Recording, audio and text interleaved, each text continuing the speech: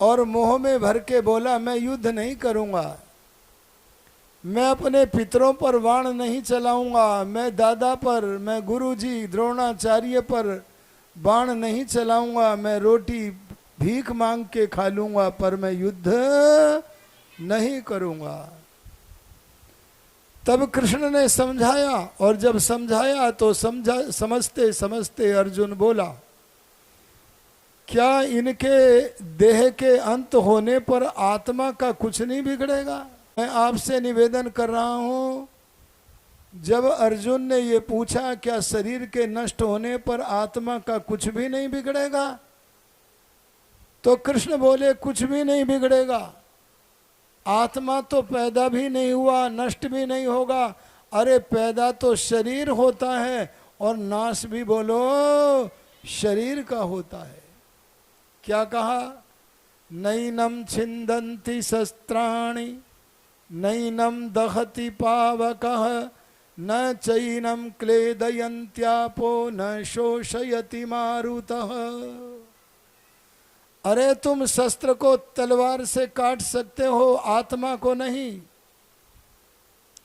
अरे अग्नि में शरीर को जला सकते हो, आत्मा को नहीं। अरे वायु में शरीर को सुखा सकते हो, आत्मा को नहीं। अरे पानी में शरीर को गला सकते हो, आत्मा को नहीं। आत्मा का कुछ नहीं बिगड़ता। अरे देह परिवर्तन होता है। वासांसि जीर्णानि यथा विहाय नवानि गृह्णाति नरोपराणि।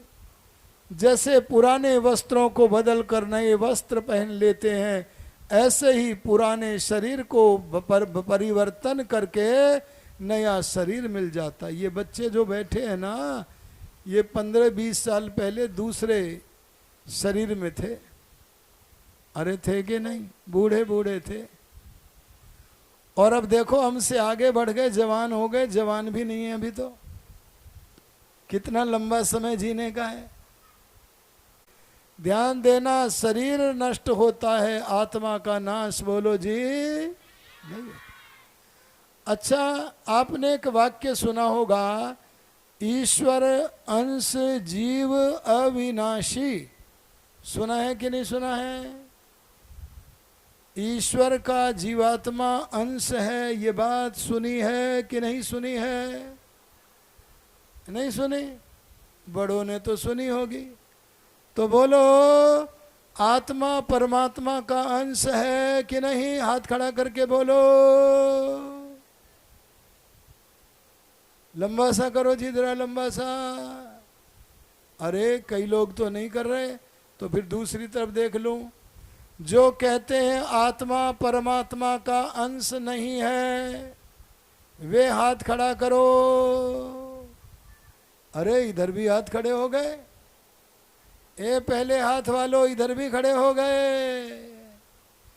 ध्यान देना, आत्मा परमात्मा का अंश नहीं है, ये सत्य है।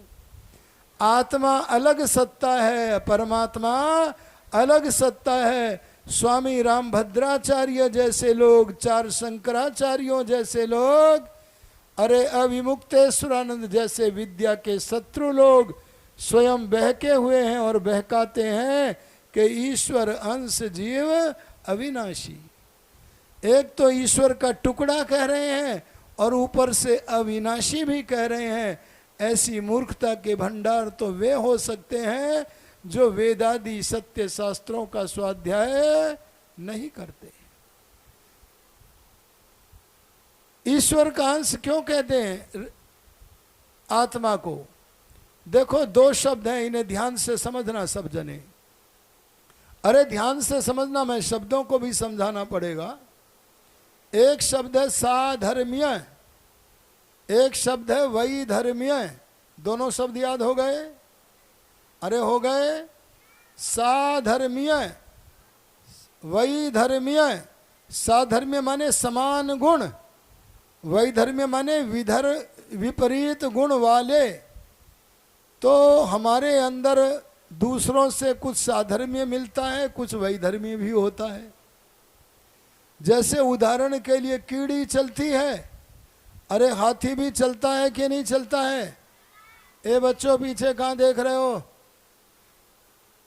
कीड़ी चलती है कि नहीं चलती है? अरे हाथी भी चलता है कि नहीं चलता है? ये दोनों में समान गुण है कि नहीं है? ये साधर्मीय है, तो क्या कीड़ी और हाथी एक हो गए? अरे कीड़ी भी देखती है, शेर भी देखता है, मनुष्य भी देखता है, तो ये साधर्मीय है, समान गुण है, तो क्या ये एक हो गए?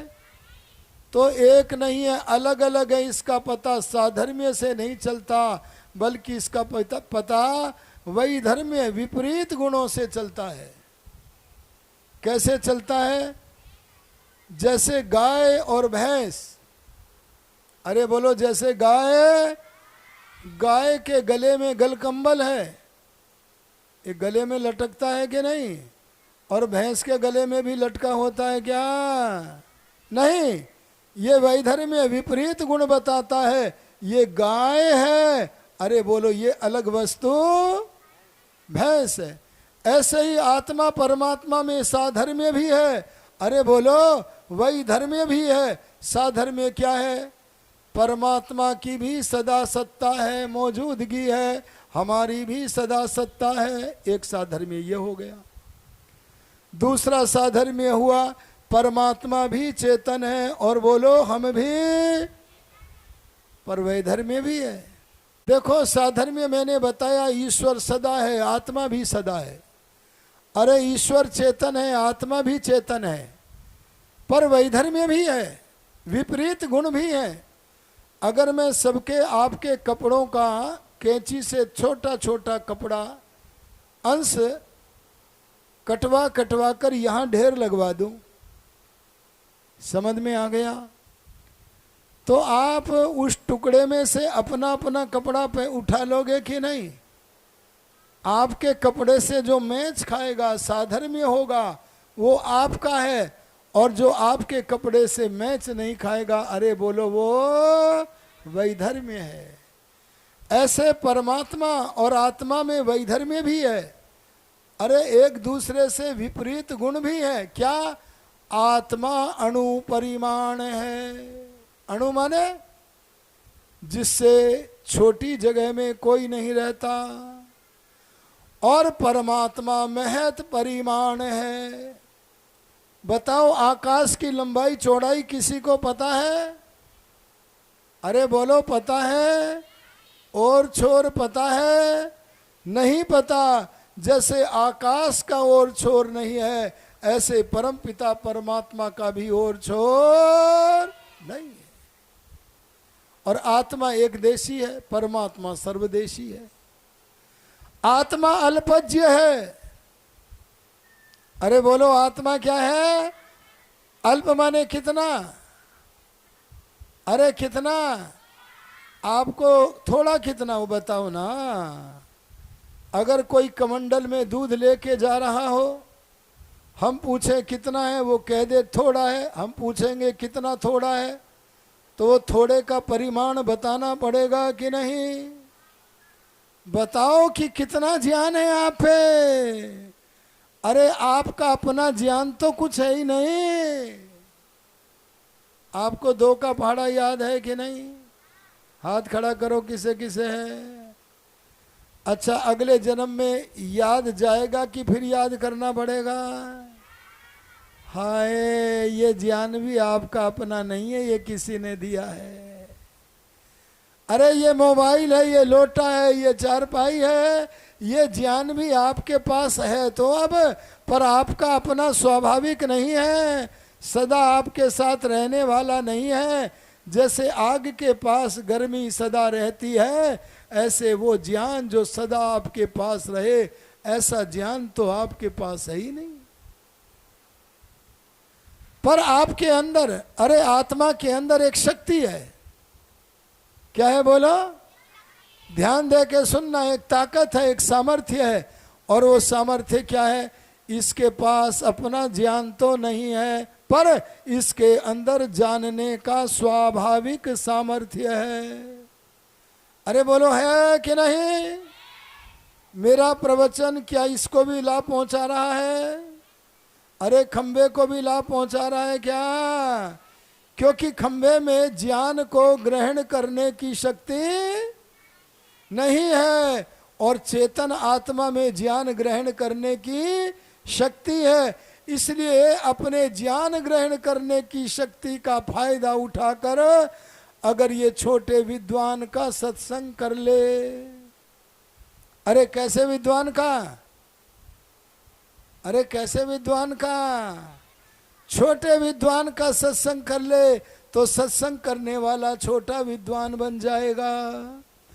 और अगर ये बड़े विद्वान का सत्संग कर ले तो बड़ा विद्वान बन जाएगा।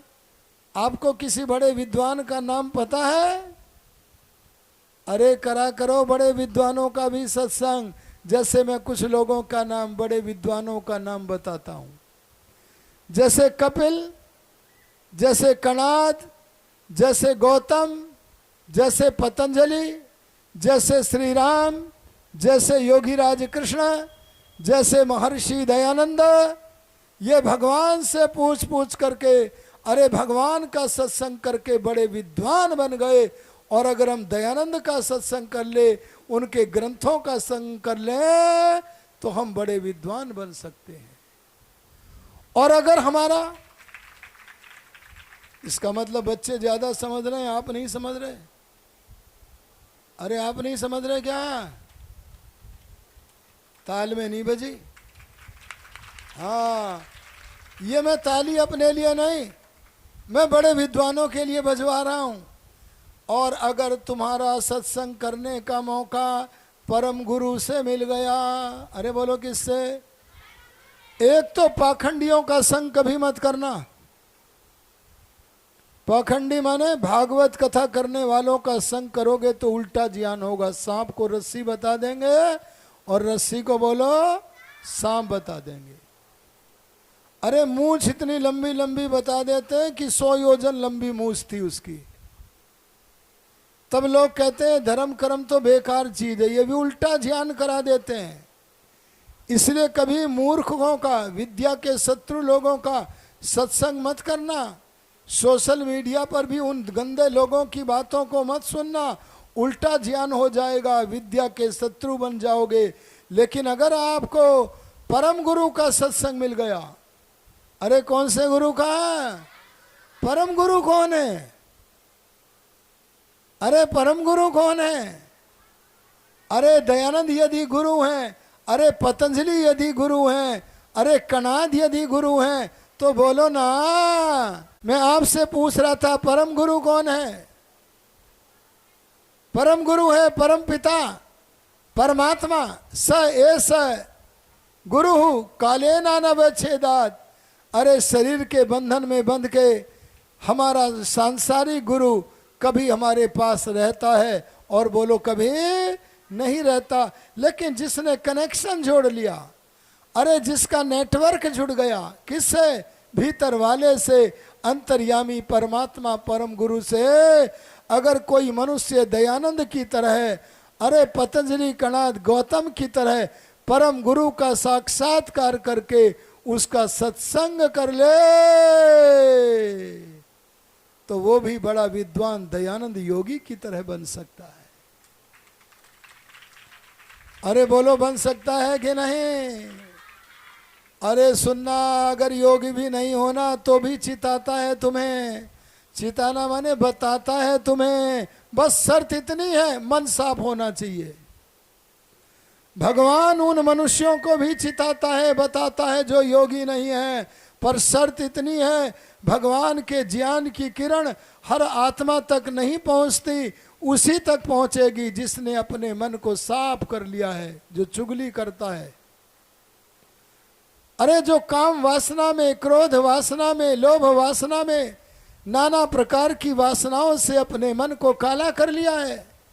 अरे किसी जज ने अगर लोभ के कारण रिश्वत ले ले करके अपने मन को इतना काला कर लिया है, अरे अगर किसी ने मांस खा खा के क्रूरता से अपने मन को इतना काला कर लिया है, तो ऐसे व्यक्ति को भगवान के ज्ञान की किरणें ऐसे ही नहीं मिलती जैसे सूर्य की किरणें कोहरे की बाधा के कारण, सूर्य की रुकावट के कारण हमें प्राप्त नहीं होती। तो मैं आपसे कहता हूं, अगर तुम उस अपने अंदर वाले भगवान से सत्संग जोड़ोगे, योगी भी न बने तब भी आपको प्रेरणा मिलेगी। कैसे? कभी गिरने लगोगे, अरे बोलो क्या कहा मैंने, कभी पतन की तरफ जाओगे तो भीतर वाला, अरे बोलो भीतर वाला डरावेगा, आत्मा में डर होवेगा। अरे बोलो आत्मा में करूं कि न करूं, गंदा काम करूं कि न करूं, ये शंका होगी। अरे आत्मा में लज्जा होगी। और अगर अच्छा काम करोगे, अगर ऊंचा उठने का काम करोगे, तो योगी भी नहीं हो अगर, तब भी भगवान चितावेगा। और कैसे चितावेगा? आत्मा में तरंग पैदा होगी निर्भयता की, अरे निशंकता की। अरे आत्मा में प्रोत्साहन पैदा होगा, उत्साह पैदा होगा। ये पैदा तो आत्मा में हो रहा है, पर आत्मा में आत्मा की तरफ से नहीं, बल्कि आत्मा के भीतर वाले अरे अंतर्यामी परमात्मा की तरफ से होगा। इसलिए ध्यान रखना, मैं आपसे कहता हूं कि आत्मा परमात्मा का अंश नहीं है। आत्मा की सत्ता अलग है और बोलो परमात्मा की सत्ता जी अलग है। जरा विचार करो, एक बार एक व्यक्ति आया नास्तिक। कौन आया? अपने विपरीत ज्ञान, उल्टे ज्ञान के कारण भगवान को ही नहीं मानता था। अरे बोलो किसे नहीं मानता था? उल्टा ज्ञान किसी ने पढ़ा दिया। उल्टा भी तो पढ़ा देते हैं ना। कैसे? सामने सांप खड़ा बैठा हुआ हो, कह देंगे कोई घबराने की बात नहीं है, रस्सी है, आपने उठाया तो सांप ने काट दिया, बोलो दुख हुआ कि नहीं? अरे सामने चोर खड़ा था, आपने कह दिया घबराओ मत, ये तो खंभा है, आप चले गए, चोर ने पकड़ लिया, बोलो दुख हुआ कि नहीं? उल्टा ज्ञान जब जब होगा दुख होगा, और सही ज्ञान जब जब होगा बोलो दुखों से छूटोगे। इसीलिए मैंने कहा परम गुरु का सत्संग कर लो। परंतु एक नास्तिक बोला, प्रश्न सुनो, ताकतवर प्रश्न है, इसलिए मैं ध्यान एकाग्र कर रहा हूं। सवाल किया, जब नियम यह है कि कोई वस्तु बिना बनाने वाले के नहीं बनती, क्या कहा? जब नियम यह है कि कोई वस्तु बिना बनाने वाले के नहीं बनती, तो ए सनातनियों, ए आर्यों, ए भगवान के मानने वालों, बताओ तुम्हारे भगवान को किसने बनाया?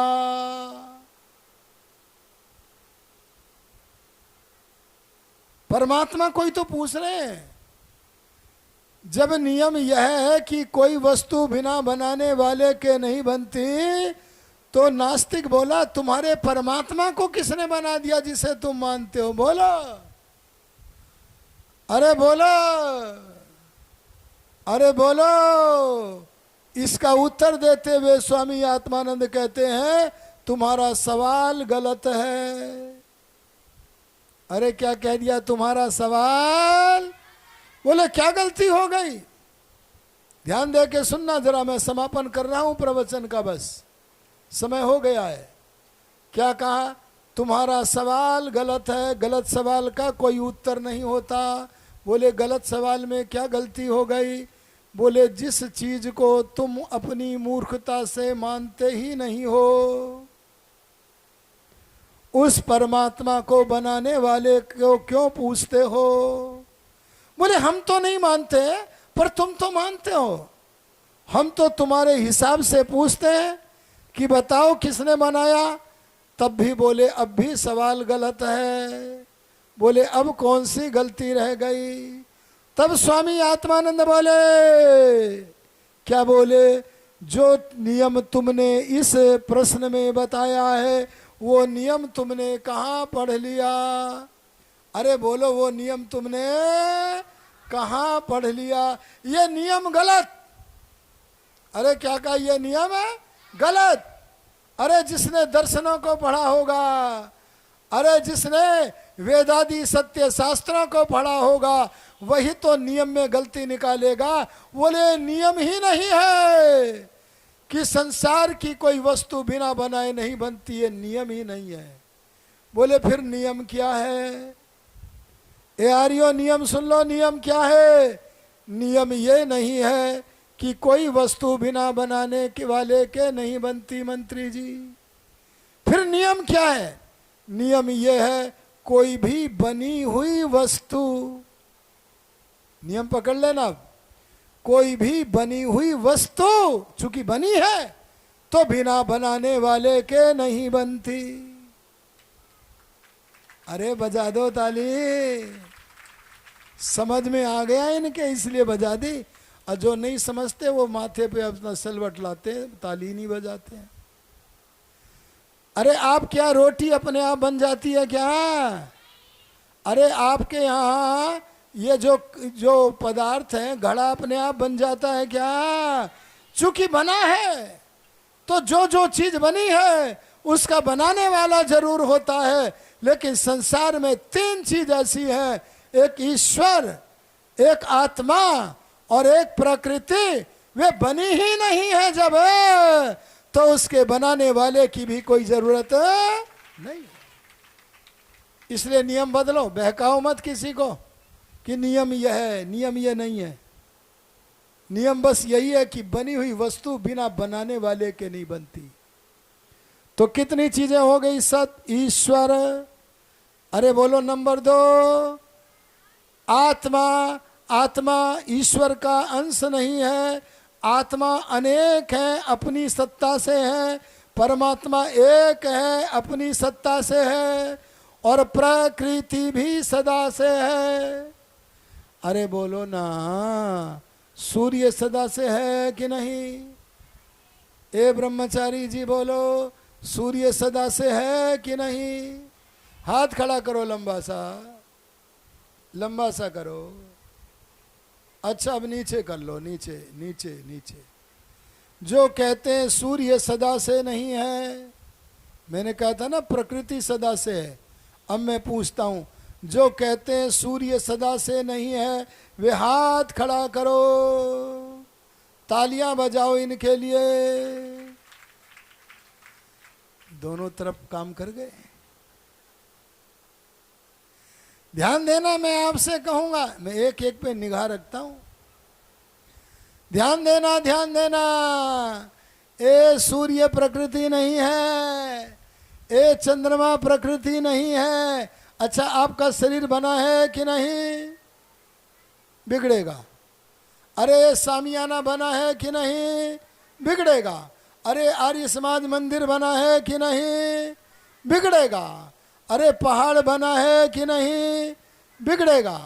अरे पृथ्वी बनी है कि नहीं? बिगड़ेगी। अरे मंत्र पढ़ते, सूर्या चंद्रमसौ धाता यथा पूर्वम कल्पयत।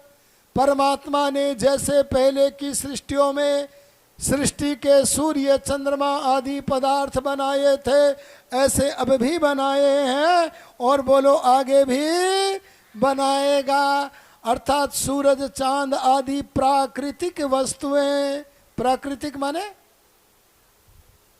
प्रकृति से बने हुए हैं, पर प्रकृति नहीं बनी। अरे जैसे माताएं आटे से रोटी को बनाती हैं, अरे जैसे कुम्हार मिट्टी से घड़ा बनाता है, अरे जैसे कपास से धागे बनाते हैं, धागों से कपड़े बनाते हैं, ऐसे भगवान ने संसार के सारे पदार्थ किससे बनाए? प्रकृति से बनाए। वो इतनी महीन है, इतनी बारीक है, इतनी सूक्ष्म है। आत्मा परमात्मा को छोड़कर सबसे महीन है, उसे दूरवीक्षण यंत्रों से भी नहीं देखा जा सकता।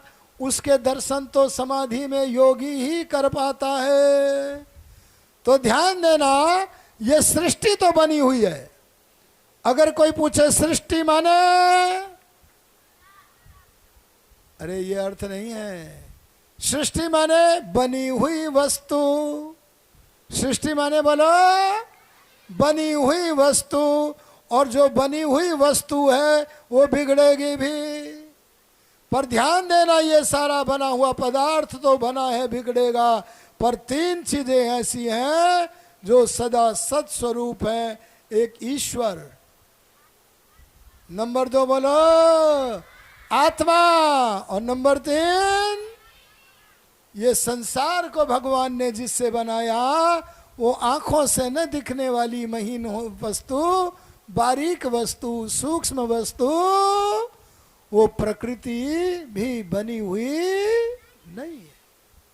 ये सत्स्वरूप का थोड़ा सा विवरण आपके सामने किया।